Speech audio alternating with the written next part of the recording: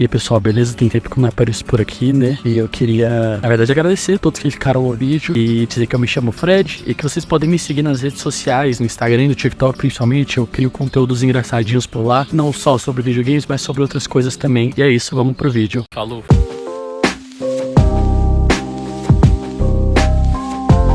Uma princesa, um vilão, um herói. Por mais folclórico que sejam esses arquétipos, é justamente nessas bases fundadoras que a série The Legend of Zelda se sustenta. De um jogo para o outro a história muda, o cenário muda, as mecânicas mudam, mas esses três elementos estão lá, juntos para contar uma história que se perpetua por décadas. E se formos levar em consideração que esta é uma história do bem contra o mal, ela se perpetua por milênios. É muito poderoso simbolicamente, pois o número 3 se faz presente desde o princípio, trazendo força à mitologia construída. A Triforce é um dos símbolos mais reconhecíveis da série. 3 triângulos conectados entre si, que representam poder, coragem e sabedoria. Caso estes triângulos não estejam conectados, a Triforce não alcança seu potencial poder. Eles precisam estar juntos para que este artefato sagrado tenha propósito. E a Triforce é, normalmente, o objetivo do vilão dos jogos na franquia. Você já sabe, poder, coragem e sabedoria simbolizam Ganon, Link e Zelda, respectivamente, os principais personagens de toda a série. E assim como os triângulos da Triforce, esses 3 personagens precisam um do outro para alcançarem o seu propósito na mitologia. E caso não estejam juntos em uma simbiose da luta do bem contra o mal, não existe Hyrule, não existe história para ser contada neste universo. Esse símbolo poderoso em volta da tríade que é Ganon, Zelda e Link são o subterfúgio perfeito para se contar qualquer história em qualquer cenário desta mitologia.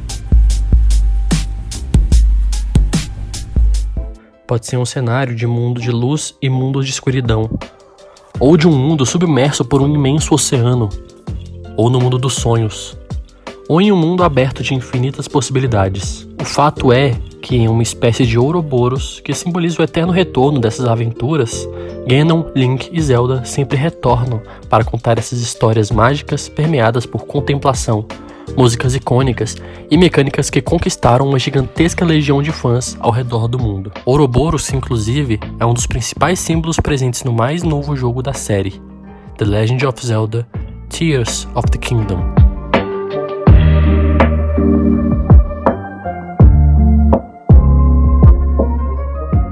A aparição da serpente na simbologia geral e nos cultos religiosos primitivos é tão difundida e de tão grande antiguidade que as tentativas de localizar uma única origem parecem improváveis de se obter sucesso. E mesmo em se tratando do Ouroboros, ou a serpente devorando a sua própria cauda, ainda assim é muito complicado entender a sua origem exata, mas o seu significado pode ter várias interpretações interessantes. A forma particular que a serpente, enquanto símbolo alquímico, assumiu foi a do Ouroboros. Como tal, é geralmente aceito como simbolizando em geral a unidade essencial da matéria, e em particular, a obra que não tem começo nem fim, ou algo que se repete eternamente. A ideia principal em torno do Ouroboros é a de ciclos eternos, algo que vai e vem, tempo eterno, histórias que nunca terminam e assim por diante. O Ouroboros não se limita, é claro, exclusivamente à alquimia, pois como forma da serpente circundante é igualmente proeminente nos textos astrológicos, gnósticos e apócrifos contemporâneos. Porém, uma leitura atual a respeito deste símbolo pode ser feita através de um conceito difundido por Nietzsche no Ocidente, o eterno retorno.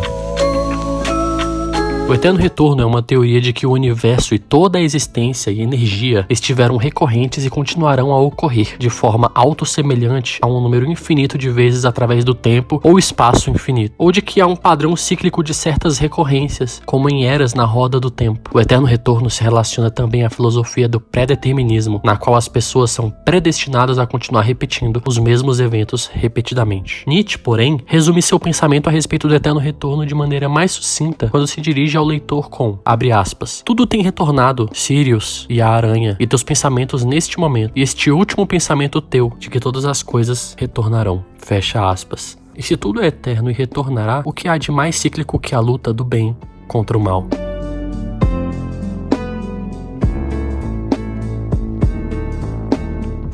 Em toda a saga Zelda, o tempo é explorado enquanto conceito, mecânica e história. Em Ocarina of Time, existe viagem no tempo, e o Link vai e vem no tempo, repetindo histórias, correndo atrás do seu destino. Em Majora's Mask, o tempo é mais iminente. Fica ainda mais claro que Link, e principalmente os outros personagens, vivem e revivem os mesmos 3 dias eternamente, até o ciclo ser quebrado pelo herói. Em Wind Waker, tanto tempo passou que as histórias viraram lendas. O mundo é apenas um resquício de tudo que já foi inundado. Em Skyward Sword, o início de tudo é a formalização de cada uma das lendas. E em Breath of the Wild, o tempo transformou tudo em ruínas. O tempo está presente em forma de contemplação, nostalgia e feridas que o tempo demora demais para curar.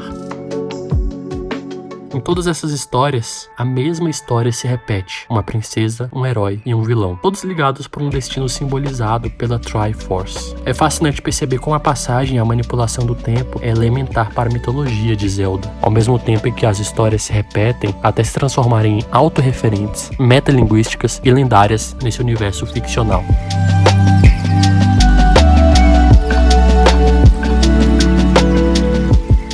Enquanto em todos esses jogos da franquia, o tempo se repetindo e as histórias se conectando em sua repetição era uma forma de perpetuar uma certa essência de sua cosmologia, em Tears of the Kingdom, este conceito pode ser levado ao limite. Ouroboros não somente representam um eterno retorno, mas a ligação perfeita entre o final e o começo. Não necessariamente só deste jogo, mas talvez de toda a franquia, o início e o final. Em Tears of the Kingdom, pode ser que vejamos como o final e o começo se conectam, como tudo isso, essa história de bem contra o mal, essa história do vilão, da princesa e do herói se liga e se eterniza.